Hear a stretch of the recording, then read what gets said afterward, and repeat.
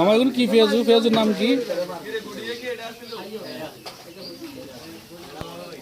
পেঁয়াজুর নাম কি? পেঁয়াজুর নাম হচ্ছে ডালের বড়া। ডালের বড়া এক পিস কত? এক পিস 5 টাকা। বেশি নিলে ডিসকাউন্ট আছে না? একসাথে 50টা 20টা? একসাথে 50টা নিলে 2-1টা নয় ছাড় দিলাম আর কি।